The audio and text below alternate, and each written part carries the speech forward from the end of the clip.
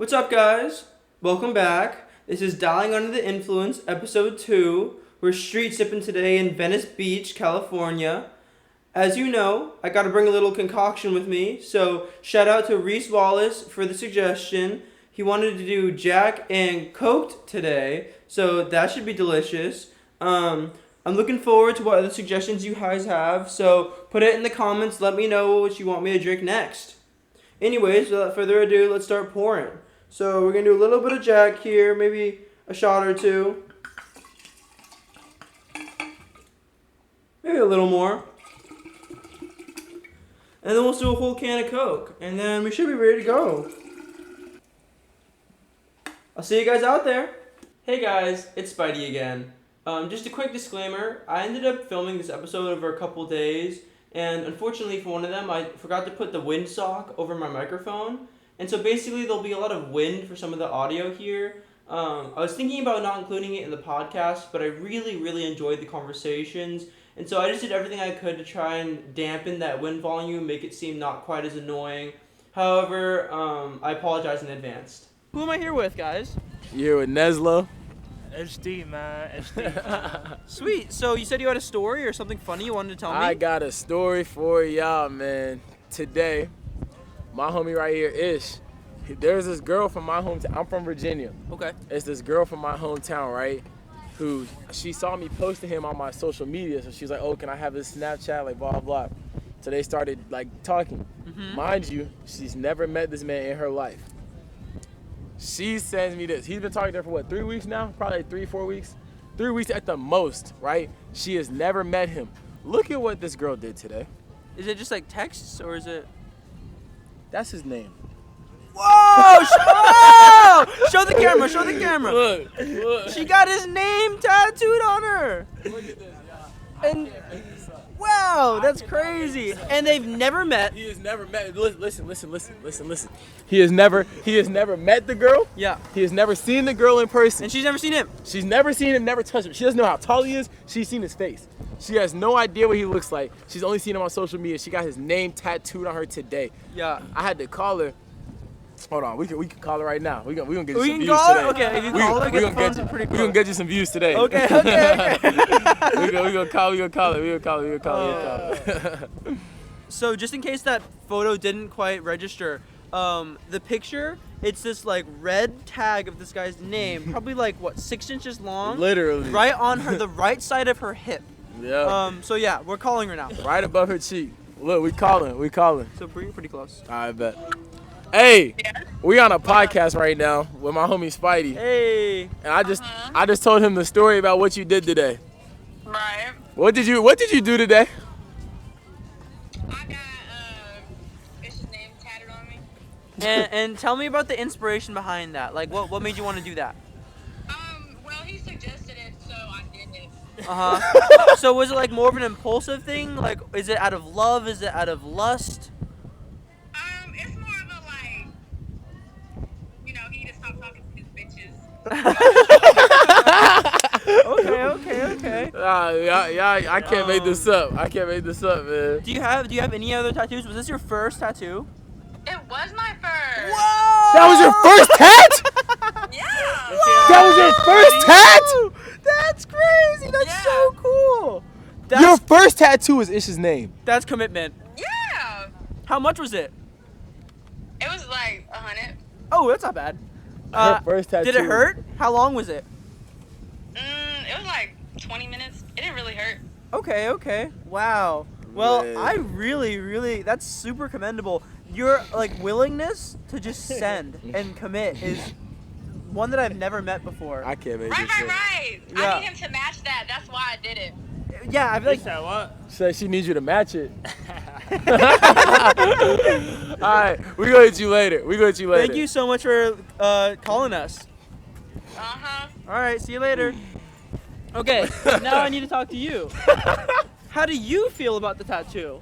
I mean, once she got it, it's like, damn, I can't settle for less anymore, feel me? If a girl's not getting herself tattooed for you, it's Yeah. not worth it. If she not getting my name tatted, I don't want her. I'm about to Wow. say. You should ask for her No. face next. Like, I want my face. That's what Yeah, he that's was what I just said saying that in the in the car. car. That's what He I was said just in saying the that. car. He said I need my face next. I So, do swear. you at least plan on meeting this girl, right? Yeah. Okay, good. Yeah. Maybe, Good. maybe. It's not even like for sure yet, for real. Yeah, I'm a meet. Do y'all like? What is the current status of your relationship? Man, that's us? his friend. Yeah. That is his friend. I mean, we just talking, That's his friend. chopping it up. Yeah. That's not his girl. That's his friend. Huh? It ain't my girl. Are you guys like at least like flirting? Like. I mean, yeah. Oh, Okay, yeah, good. type shit. Okay. Yes, sir. Um, That's my story. That's crazy. I That's ain't never crazy. seen something like that happen a day in my life before. Like, What would yeah, you man. do? How would you react if you were talking to a girl for 3-4 weeks and she got her name tatted on herself? I mean, like, he asked her to and she did it. It's like if I asked her to and she did it, I'd be lit. But at the same time, I'd be kind of like confused because we haven't met. Like, I have never seen this girl in person, never touched her. She ain't never like, you know. So Yeah. I don't know. I'll be kind of taken aback. But it's cool for him. It's cool for him. It's cool. I'm happy for my boy. But nah, that's crazy. I ain't never seen something like that before. Yeah. Well, I don't want to skip anything. Am I missing any details here, or I don't think you are for is there real. anything else you guys want to say about this situation? Girls, and honestly men too. Sorry. Do not get somebody's name tattooed on you if you have not met them. That's my like, look at me when I'm talking to y'all. Do not get someone's name tattooed on your body if you haven't met them, because that's beyond me. It's beyond me. I can't even believe that happened. So don't do that. Do not do that. Let me talk. Go I ahead. feel like if you want to get somebody name tatted, just get it. Fuck it. You feel me? The Just duality get of it, man. Yeah. Well, thanks guys. I really appreciate it. That's Yes, sir, awesome. man. So, who am I here with today? I'm Andy, my name, I'm from Italy. Thank you for hosting me today. Yes. Yeah, I'm a wrestler. You're a wrestler, like a professional wrestler. Yeah, sure. I've been working with Rey Mysterio, with John Morrison as my friend. Whoa, that's so cool. Yeah, What's your man. wrestler name? Oh, I'm the Atomic Bee. The Atomic Bee? Yeah, sure. I stink tough. Please, man, tell me all about it. Like, how did you get into it? Yeah, just tell me everything. Tell me. Oh, well, I started at the age of 16 years old. Now I'm 33. Mm-hmm. It's more than half of my life. Whoa. Yeah, I like it very much because from Italy, my family is the most ancient one from the circus world. No way. Oh, so Yeah. your family's been doing circus stuff. Oh yeah, for a sure. long time. All around the world, we've been like the very first in the history, Mm-hmm. at least with the documents. Okay, that's so cool. And what kind of stuff did your family do in the circus? Oh, pretty much everything from clownery to the trapezes to the acrobatic stuff. I've been a tamer too in my life, and Whoa. guess what? Wrestling was born in the circus. Okay. Yeah, because every time we came to a city, the strongest guy in the circus talked to the strongest guy for the city, Uh-huh. and they got together to entertain people, like having a fake catch match. Oh wow. Yeah. So like, do you have any like special moves? Oh, or, like, sure, very much. Because John Morrison trained me very many times. Joe Mars? Yeah. Who is that? I'm sorry. I Oh, don't the know guy, much. John Hennigan, he's from LA. Okay. He's a champion in WWE. He's a champion, I think, currently is in All Elite Wrestling, if I don't mistake. We did a project together in the past. The name was Out of Your Mind Fitness. The guy is famous for training insane, like body weight training stuff, from muscle up to backflip to Wow. train his abdominals, just with the backflips. Whoa. So we trained together. He taught me many stuff. He has a particular finish. The name is the end of the world. The end of the world. Yeah, it's like a backflip in the corner, but you are seated, and then Okay. you twist yourself. In Now- the air. Yeah, in the air. And then you Wow. hit the guy down the floor. And because we are friends and he taught me very much, I use the same finishing. Wow. Okay. That's so cool. And you said you've been on TV and everything. Like you've like. Yeah, sure. In Italy, we had many show, pretty much in Northern Nation. In Switzerland, I've been in UK many times. Fuck. I want to ask you more questions Sure. about this wrestling, but I really don't know anything about it. You have to excuse my ignorance. Oh, it's I've no never. problem. I've never like really watched it too much or anything like that. You said you worked with a couple of big names like Rey Mysterio. Who RVD, Rob Van RVD? Dam, Uh-huh. Chris Masters. else? Okay. Chris Masters, many big. Carlito was there because we were performing in five-star wrestling in United Kingdom. It was very beautiful. You know, wrestling is like a stunt show, live stunt action show, when you don't have the second shot, so you can't mistake anything. You're entertainment people. This requires you strong ability, strong body, strong mind, because you need to remember what is going on, right? Like a dancing. It's like a dancing, but you need to act, to perform, to twist in the air, to stunt your own moves. Is it like choreographed? Yeah. Oh, yeah. okay, so it's all planned ahead. Oh yeah, sure. It's because you can change. We have variety of wrestlers. Like the strongest one, maybe they can go real. But when you are flying like me, you need somebody to catch you. If that one doesn't catch you because it doesn't know, you're gonna hurt yourself very bad. So you're a flyer. Do you have like a character that you put on, or you basically just yourself? Oh yeah, when I was younger, because I didn't have the right age to step in the ring, I got a mask, of course, like the mask of a bee. Like this kind of? Yeah, like Similar. this kind, yes. Everybody was taking me from here, and I was, it's very much. But when I got the age of 20, for me, it was like I was hiding myself too much. So I just put it out. And I started with my own face, still the Atomic Bee, like the surname. Yeah. Like the surname, but the Atomic Bee is still it in the game. Huh. And do you like, as the Atomic Bee, I know that usually in wrestling, it's like two kinds of characters, right? There's like the mean one and the, you want to talk about that a little bit? Oh yeah, sure, very much. Well, mainly there are the good guys, the baby face, the bad guys, the heels. Heels, right? Got it. What are you? Oh, I've been both, but mainly I'm the good guy. Okay, I've been the baby face all the time. Sometimes I'm playing the heel. The job of the heel is to help the good guy to shine bright. Okay. Which one do you enjoy more? Well, actually, I enjoy more being the heel. Really? Really? Yeah, because you can go to the crowd, you can joke with the people. I remember one time there was a little kid that was eating his chips. And I went over there.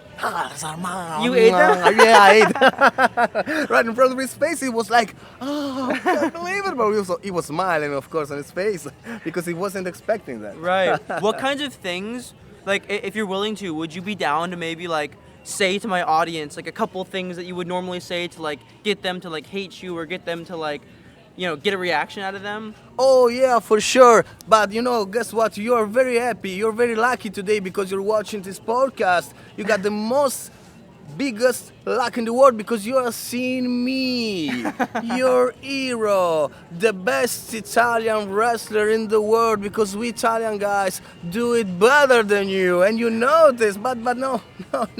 Guess what? You stop applauding me because I'm talking. I know that you are pumped up for this, but man, chill out. The man is here. So you're like almost trying to get booed. Yes, that's my job. I'm trying to get boo. So the good one, it doesn't matter if it's you, if it's the guy who's passing by, it doesn't matter. Somebody has to kick my ass because I'm the bad one. I see. But you have to win at first. Like you have to beat them up at first. Yeah, for and sure. And then the baby face comes back. That's the whole thing. It comes back. Maybe it's even better if you don't outshine the guy and you do some cheap shot like like a low blow or maybe something in the eyes or whatever you want to do, because you are a non-correct guy, okay? You are illegal in this moment. You can do it with your own strength. So sometimes even the bad guys win. Yeah, sometimes they do. Huh. And when it's dirty, when it's the dirty game, it's even better because people is gonna hate you more. If you're acrobatic, if you're good, you're not the greatest heel ever. Of course you can be. If your opponent is even stronger than you can fly. It's no problem. Right. But generally speaking, it's better if you save yourself and then you study something that people just watch and say, "Oh, this badass, I wanna kick him." I don't want to keep you too long. Can I ask just like a couple more questions about it, and then you can get on your way? Okay, this is a quick one. Okay. I know, like you said, it's like mostly choreographed. Have you ever incurred any serious injuries, or have you ever seen any serious injuries? Oh well, I've seen many. Lucky for me, I never had one. I'm lucky because I'm a night flyer, so it can happen more, but it never happened. Somebody broke necks, broke legs, broke fingers. That's scary. You can like die. Yeah, you can like die for the cheers of the people. Wow. Yeah, that's sacrifice too, man. And then one more question. I've been thinking about this the whole time. How, if at all, does this affect your love life? Ooh, Like, is this something that like I'm sorry. Are you straight? Are you? Oh yeah, I'm straight. Okay, but so is it something that girls are interested in? Is it something that they're like? yeah, put sure, off by? sure. Yeah. Oh well, the main problem is the way that you appear on stage, shirtless. So the first time that is cool, it's strange, but then they get jealous. Yeah, they get jealous because people are staring at you, asking for pictures after the show. Maybe a girl, somebody's following you on the social, and even if you don't answer back, they are jealous anyway, man. Yeah. Yeah, that totally makes sense. Well, again, I don't want to keep you too long. Is there anything else you want to say? Maybe some final words to the people at home? Do you want to plug your? Do you have like an account where people can find you Oh, wrestling? or anything? sure. You can find me, of course, on IG, Instagram, at the Atomic B, so we can talk about wrestling even over there. Maybe we can meet again. Never Yes, say that'd never, be amazing. right? Maybe Yeah. in the ring next time. Yeah, in the ring. Yes, the Spider-Man versus me. Sweet. Well, thank you so much, man. I really Thank appreciate you it. for me. Thank you very much. Thank you, man. So, who am I here with today? What's up, man? I'm TK. Hi, TK. Yeah. So you said you want to talk a little bit about your occupation today? Yeah, totally, man. So I own a shibari business called Bond Intimate, and through that I teach, I perform, I do tasting stations at parties, I create content, and yeah, it's kind of a whole range of things. Basically, try to use it as kind of a vehicle for people to bring more intimacy, connection, authentic relation, communication, trust, and yeah, vulnerability into their lives. And yeah. So you were telling me a little bit about this, but for the people at home, what exactly is shibari? Yeah, so shibari is basically it's a artistic practice and intimacy practice that dates back to Edo period Japan, which ran from like early 1600s to sort of like mid 1800s. And basically it was a really cool time in Japan. It was like super isolationist. You had the emergence of a lot of really cool kind of things that we now think of as like iconically Japanese coming up. Ikebana, geishas, bonsai practice, all these things this is where a lot of them were kind of imported from China earlier on, and then it was during that Edo stage that they really took on the Japanese flair, characteristic, and cultural significance that they still hold to this day. Yeah, and I'm not sure if you said this yet. It's like a form of rope bondage, yeah, right? Yeah, sorry. So yeah, shibari is basically, it translates to weaving, but yeah, it's rope bondage. It's essentially tying ropes around a partner and doing the practice to, I mean, there's a million different reasons people get into it, but my primary reasons are to hold safe space for somebody, to cultivate intimacy within a relationship, whether that's romantic or platonic, and just to make somebody feel really safe and supported and valued and sexy. But it's not necessarily sex. No. It's Right. yeah, it's a highly intimate practice, not necessarily a sexual one. So where people mostly, when they think of it in terms of BDSM type. BDSM, hardcore, kink pornography.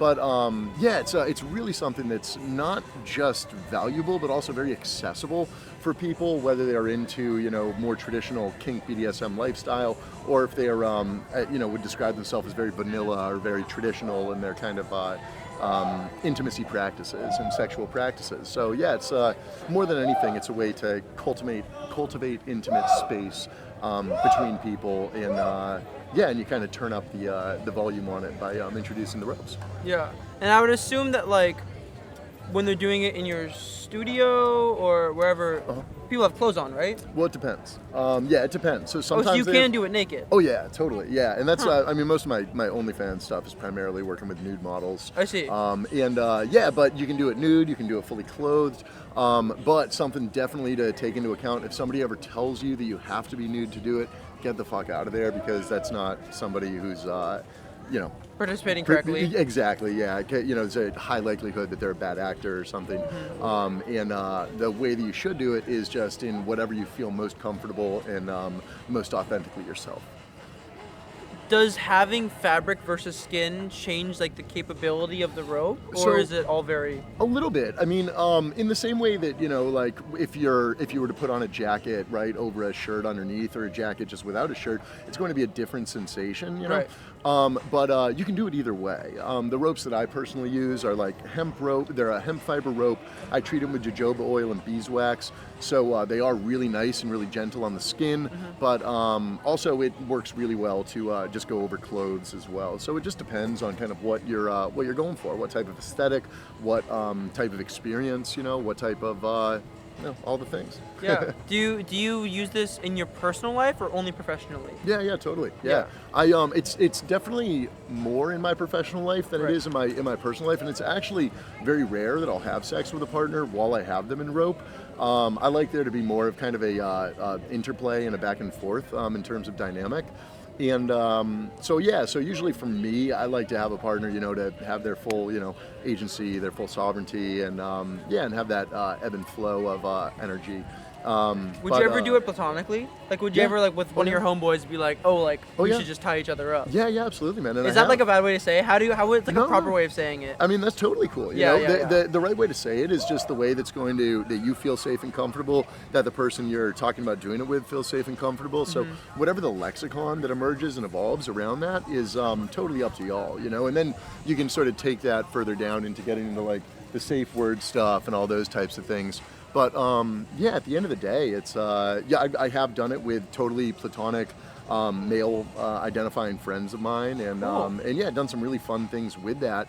So totally non-sexual, but I would say highly intimate. You get to know your homie's body in a way that you otherwise never would, right? Or you wouldn't be very conscious of, which that's I identify as a hetero cis, boring white dude, but that said, it's really, really cool to just be able to, cultivate that type of space with a homie. How did you start this? Like, what initially drew you to this? So I do acro yoga as well, and I teach acro yoga. Teach a Thursday acro yoga massage class here in Venice at 7 to 8:30. So when I got into acro at the first jam I ever went to, afterwards, like, everybody was talking about shibari and just people talking about other kind of kink BDSM practices. This was back in Denver, Colorado. And I was like, oh my God, it's these people, like, super cool, like, what? Like, I was blown away. And I just got so excited because I've always been a highly sexual person. To find people that, one, were just openly talking about this type of stuff. And then also, saying that, talking from their experience within it, it was just really rad. And so from there, maybe a month or two later, a friend of mine invited me to go to a workshop with her, and it was just kind of gung-ho from there. So it started as kind of like a sexual interest and then became more of like a wider... So I wouldn't say it started as a sexual interest. It definitely, the sexual element of it and the practice itself in my, early phases were definitely just intertwined, intermingled. Right. But but I mean, even the first time that I did it, it was non-sexual. It was, it was workshop. It was a workshop, right? So it was very technical, but very hands-on, and again, very intimate. Cool. So and then as my practice, developed and emerged and grew over time, I got more comfortable with, actually crossing the two of the sexual acts with it, and I just kind of love it. Yeah. That's fascinating, man. That's so cool. Well, great, man. I really enjoyed our conversation today. Well, I think we got the good points on this stuff, at least. At least on the shibari stuff. I mean, I guess the roller skating and the acro yoga we'll save for another day. Yes, please. I'll be out here again. So awesome, brother. Sweet. Yeah, well, I live thanks, right in the neighborhood, I appreciate man. it. Yeah, it was great to meet you, bro. So who am I here with today? Hi, my name is David. Hi, David. So what do you want to talk about? Yeah, so I want to talk about just theoretical and astrophysics. I feel like I'm very fortunate in the sense that my father was on track to be a nuclear physicist before Vietnam happened. So I was exposed to a lot of scientific thinking, and like being around him growing up, I feel like I just know about stuff that not everyone does and people should know about, if that makes sense. And one of those things that I like to really bring up and blow people's mind is that we've mathematically proven that time and space don't actually exist. And the way we did that is through something called the delayed choice quantum eraser experiment. And that sounds crazy, but essentially energy in its lowest form is made of something called a photon. And if you screw with a photon in the right way, you change what it did in the past, which is crazy. Like, what do you mean? Yeah, so the way the experiment works is you shoot a laser, and it like divides the laser, and you bounce the two beams off of different mirrors. And if you fuck with a photon after it's been through a couple mirrors, it basically changes the past, and then it went through the other way, because time doesn't actually exist. and people are always like trying to think in terms of like, you know, like we act like we're perceiving the universe as it is when we've mathematically disproven for a long time that this isn't what's actually going on around us. And I don't know if you're ever going to be able to clip that for TikTok, but I feel like I think more people need to know that. One thing that is cool about this is that like TikTok stuff like that, I need like something clippable. But I also do like 30-minute shows, longer podcasts, and I think those are the ones where I put in things where I think are interesting or enlightening. So this is all foreign to me. Yeah, sure. Time, let's say time doesn't work or time doesn't exist. Well, What does that really mean for how we should change our perception of things? I think people need to stop, and this is going to sound crazy, but like stop trusting that you're perceiving the world the way it really is. Like for example, and you can very easily Google this, right? We see 3 primary colors. The reason why is because we have 3 sets of color-seeking rods and cones in our eyes. Shrimp have 13. So there's at least 10 more primary colors that we're not seeing. Or for example, going back to time, because I kind of got a little sidetracked there, but like time also moves, like the measurement of time moves slower around objects with a lot of gravity. So for example, if you put like one atomic clock in the middle of the ocean and one atomic clock next to a mountain and you start them at the exact same time, the one by the mountain is going to be recording time slower. Not because the device is faulty, but because it's actually literally whatever the passage of time is moving slower around that mass of gravity. So would you age slower? Hypothetically, yeah, you would. Because, again, it's also the thing with aging as well, because what age is the buildup of error over time. So, in case you're unaware, the cells that make up your body, they die all the fucking time. Right. And cells, I didn't remember from science class, but like they split and that's how new cells happen. And what aging is they start to just kind of fuck up over time. The DNA it's essentially DNA is its life kind of encoding how to replicate itself. And the DNA just gets fucked up over time. And that's what aging is. That's why your skin sags, that's why your hair changes color, all of that stuff. But yes, I guess to answer your question without getting super sidetracked, yeah, you would hypothetically age slower, yeah. And so I want to add on to that. With that scale of gravity, it would be impossible to like really make a tangible difference. And like me to you, if we were born in the same second, like we'd still pretty much look the way we were now. But yeah, sorry, go on. Yeah, there's so much for me here that I'm learning. I'm trying to wrap my head around here. Are there any like practical ways or practical changes I can make in my life with this newfound information that would like either improve the way that I, exist? I guess in terms of like physics and stuff, probably not. But I will say just in general, like I said, I feel like one of the best gifts that I was ever given to me in life was scientific thinking. And if you can just, a lot of people have forgotten it, but if you can relearn and apply the scientific method to everything you do in life and every thought you have, so that is like I have an idea, I do an experiment to see if my idea is right. I make sure that like there's nothing external affecting it. So like if I think, I don't know, carbs are bad or some stupid shit like that, like, okay, I'll try not eating any, but then you have to make sure that nothing else is affecting it. And then you look at your data and you see if your idea was right, and then you replicate the experiment over and over again to make sure you've got it right, and then hopefully other people do the same thing, and you compare notes, and making decisions based on that, and like opening up the hood, so to speak, and seeing like, is this thing that I've believed my entire life, is that actually true? Or is this thing that everyone believes, is that actually true? And just kind of like, yeah, just really dissect the world around you using the scientific method, because the scientific method, while again it's flawed, like science will never say something is a fact because there's so much uncertainty. Constantly learning. Yeah, it's constantly learning. You're constantly gonna have to go back and admit you were wrong or say, oh, I fucked up, my data was wrong. But if you can like really run everything through it, because the scientific method is the best way that we as human beings have came up with to identify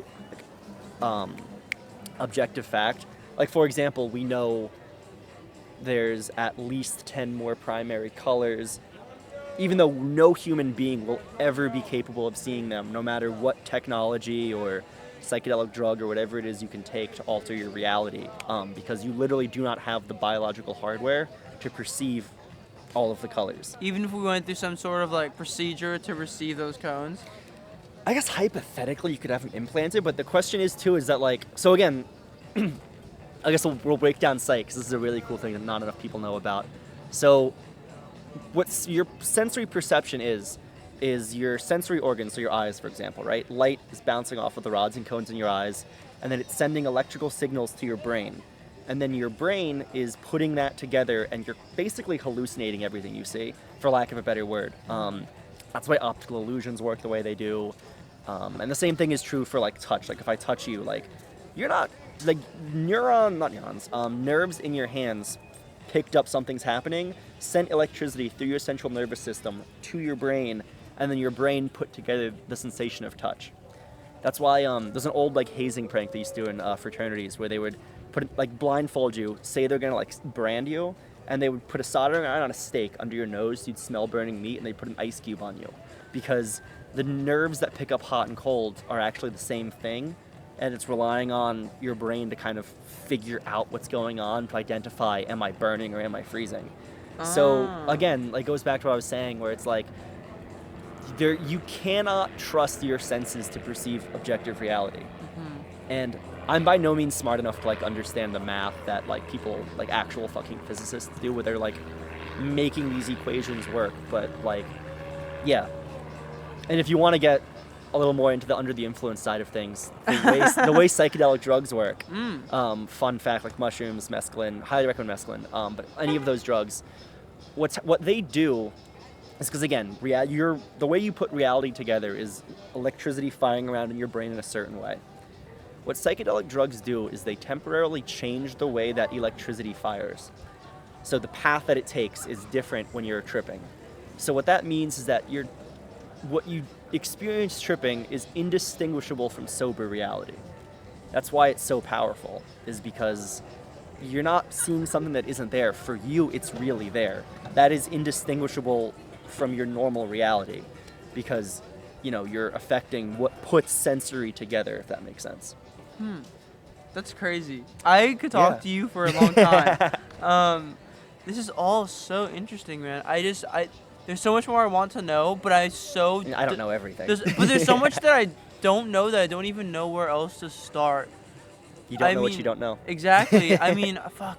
I think we've touched upon a lot of things. Is there any other, like, maybe just before we end the show, because sun is going down, I gotta go home soon. Yeah, I don't want you to get robbed out here. But like, do you have any other, like, maybe one or two scientific or even like logical fun facts that you like to tell people to blow people's heads? Well, Mind Blower is the thing I started with, the eraser experiment that proves time doesn't really exist. Okay, I guess. Again, so we'll make a practical example out of how I mentioned that, how you kind of put your own reality together.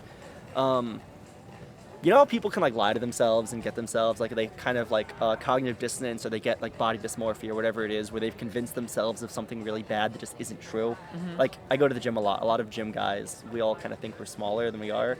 I'm not that bad, but a lot of like really huge bodybuilders, that's why they do that to themselves.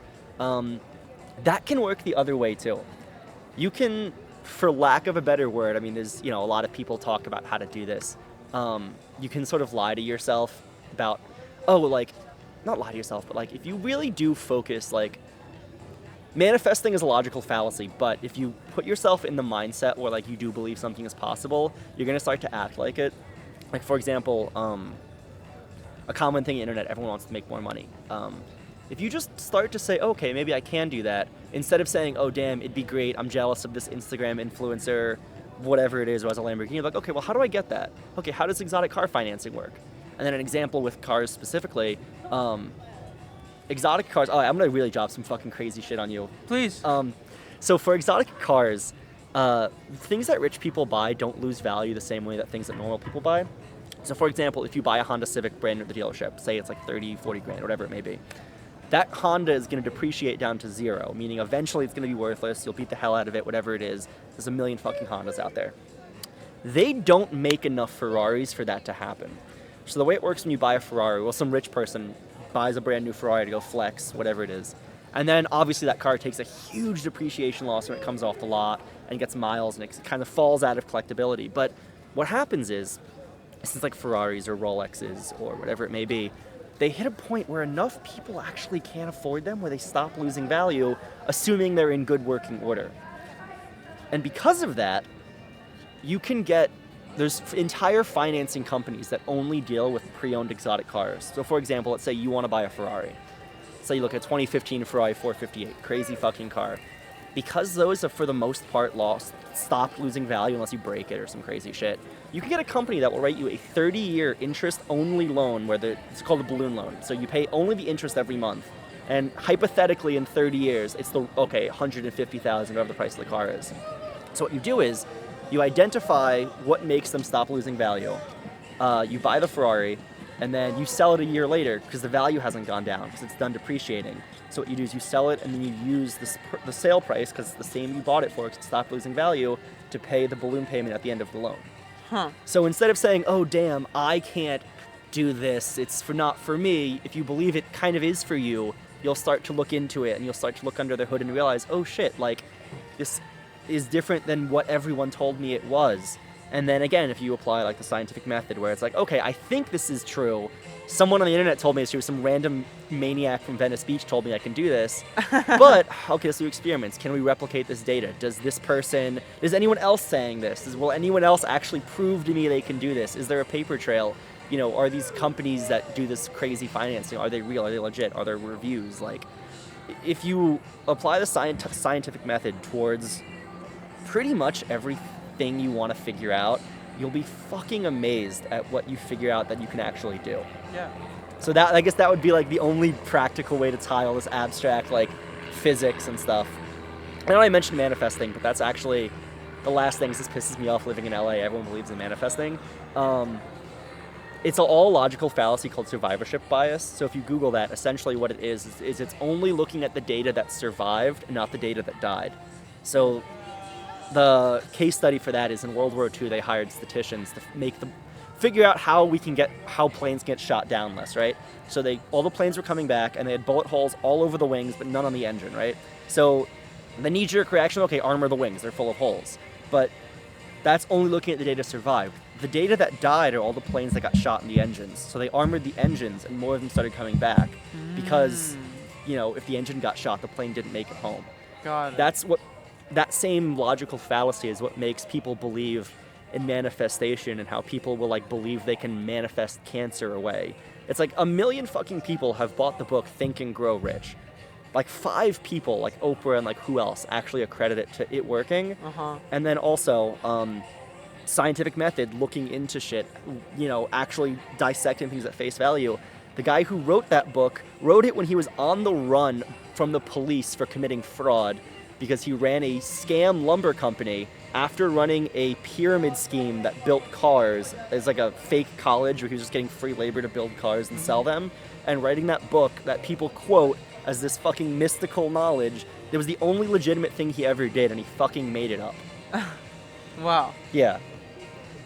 Shit, man. Well, I really enjoyed talking to you today. No, seriously, this has been so awesome, and Thanks, this is man. definitely gonna go up somewhere. Hey, man.